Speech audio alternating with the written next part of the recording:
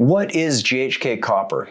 In 1973, a biochemist named Loren Pickart discovered a tripeptide in human albumin that caused old human liver tissue to synthesize proteins like younger tissue. He found something in the body that already makes a molecule present in your blood at the age of 20, roughly 200 nanograms per milliliter. And then it declined by about 80 nanograms per milliliter by the age of 60. Now, as he observed that 60% drop over 4 decades, he found that it tracked closely with the visible and invisible signs of aging. So this molecule is GHK copper. Now, I'd love to hear if you've used GHK copper. Leave a comment in the notes below, and I'd love to hear what your experience was. Did you use it topically? Did you use it as an injection? But I can tell you that GHK copper is bound to copper, and some of you are afraid of copper toxicity. This is actually a chelating agent, and in one of the studies at least, they took these rodents, these rats, and induced copper toxicity and then gave them GHK copper, and it actually pulled them out of that toxic state. So it binds up copper and helps your body properly utilize it. And it's probably one of the most overlooked regenerative signals in human biology. So I'm Regan Archibald, founder of Ageless Future. I make these videos because I think peptides are the future of medicine. And I believe if you can access peptides through proper compounding 503A pharmacies and work with licensed medical providers who are trained in the world of peptides and longevity medicine, that's where I believe you will get your health back on track and you'll live your best life because you won't have to worry about the threats of aging. Well, we're still going to have to worry about the threats of aging, but maybe not as dramatic. So for those of you who want to get your labs ran, want to go deeper with this, maybe come to one of our longevity events, just go to agelessfuture.com, schedule your free intro call, and hopefully we'll be able to meet in person soon.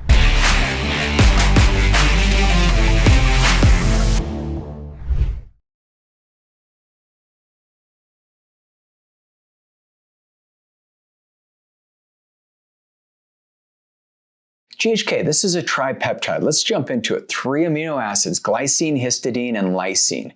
And in that sequence, they're folded in a very particular way. And then when it binds to copper in a 1-to-1 molar ratio, it forms GHK-Cu. And when I say copper, that's Cu. The elemental table, Cu is the abbreviation for copper. And it's coordinated by 3 sites: the imidazoles nitrogen of the histidine side chain, the alpha amino terminus of glycine, and the deprotonated amine nitrogen of the glyhis peptide bond. This creates this stable square planar complex, a geometry that makes copper biologically available without making it oxidatively toxic. So that's what I was mentioning before. GHK copper is not a synthetic invention. It's actually present in human plasma and urine, just like Pickart found. He said, wow, these levels are much higher when we're 20 versus 40 years later when we're 60. When those levels drop 60%, that may be one of the reasons why we age. And so in 2012, published in the Cellular Longevity, this paper traced back to the discovery of Pickart's original 1973 Journal of Cell Biology paper, where the activity in human albumin was first characterized. And what Dr. Pickart noticed is that plasma GHK is approximately 200 nanograms per milliliter. By the age of 60, it's fallen to 80 nanogram per milliliter, and this decline represented a 60% reduction in tissue repair coordination signal that your young body depends on for normal regenerative function. So if you think about that, it's like we start to look old. Well, some of us, it's when we're 30, or some of it's 40, some of it's 50, but most of us by the age of 60, there's some signs of aging. It's left some scar tissue. And one of the things that we've been noticing is that people who use GHK copper don't seem to age as fast. And maybe this is why, because what does GHK copper do at a cellular level? Well, it functions as a copper chaperone. It donates copper specifically to the enzymes that require it. And superoxide dismutase, or SOD, uses copper to neutralize the free radicals, a primary source of oxidative aging. Cytochrome C oxidase. This is where cytochrome C is in the mitochondrial electron transport chain. And without it, cells generate less energy. So if you imagine GHK copper, add a little methylene blue, add some SS31, fix that cardiolipin pathway, pull in some 5-amino-1-MQ to get more NAD production. Now you're talking some real age reversal. Now you add in some stem cells, you get some immune cells going. Wow, I think there's some cool benefits that you could experience. But reach out to the team. This is just Regan giving you some information, not telling you what to do. So if you think of the lysase oxidase, it uses copper to cross-link collagen and elastin fibers. Without active lysyl oxidase, connective tissue loses its strength. And so beyond copper delivery, GHK stimulates the synthesis of collagen types 1 and types 3, elastin, and then these glycosaminoglycans. Now this is a structural matrix of skin, joints, and vascular walls. So, if you're taking your collagen peptides, maybe you're doing like kind of creatine to increase muscle mass, that will get some hydration into the tissue.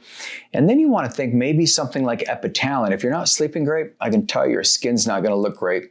But something like epitalin, which also stimulates type 1 and type 3 elastin and collagen synthesis, could be a really good stack. That's why we call epitalin with GHK copper the fountain of youth. Maybe, I think there's other peptides like maybe testosterone or CJC that MOTS-C, where you feel a little more vibrant, light on your feet, 5-amino-1-MQ. Those are great too, but from just a tissue regulation, epitalin, GHK copper can be very helpful. But what we found is these ratios, when you have GHK copper that can balance the MMP and TIMP ratios, you get this remodeling of the extracellular matrix without degradation. So it promotes angiogenesis, you get new blood vessel formation, you get nerve outgrowth, you get fibroblast migration to wound sites. And then here's what they found: of the 4,000 gene regulatory footprint, you're activating thousands of genes by using GHK copper. Now, this was published in the International Journal of Molecular Sciences in 2018. They found that gene expression data from Broad Institute Connectivity Map showed how these compounds change gene expression across thousands of cell lines. So GHK copper upregulates greater than or equal to 50% expression change in 31.2% of human genes. So let's talk about how profound that is. So half of the gene expression, greater than 50% of expression is happening in 31% of the human genes. So that's massive. I mean, the ability for this. So it up and down regulates at least 4,000 human genes. And the CMAP data shows GHK effectively resets gene expression towards a healthier state. For metastatic colon cancer, COPD gene profile, meaning it pushes the disease state gene signatures towards normal. So I have a family history of colon cancer. My mother had it. And so this is a peptide I've been using ever since I saw this study. It's been really exciting. This peptide is a broad biological regulator, or we call this a bioregulator because anything 5 amino acids or smaller is a bioregulator. GHK copper fits that, but the way that it circulates in our blood, it's not like it's a new agent being introduced. So we don't see this immunogenicity where your immune system rejects it, and it's been used for decades in wound healing. We also see that its hydrolytic degradation produces free glycine, histidine, and lysine, and copper. And these are all endogenous physiologically, and they're, so our body makes these things is what that means. So, the main clinical risks that we've seen with GHK copper is where you may have some kind of irritation at the site of injection. But generally speaking, I think GHK copper is one of those we want to keep our eye on because it does seem to work, it does seem to be very safe, and it's naturally expressed in the body. So if you want to go deeper on this, find out if GHK copper is right for you, all you need to do is go to agelessfuture.com. And for those of you who want to know about the anti-inflammatory impacts of GHK copper, then click on the link below and we'll take you to our next video on GHK copper's anti-inflammatory benefits. See you in the next video.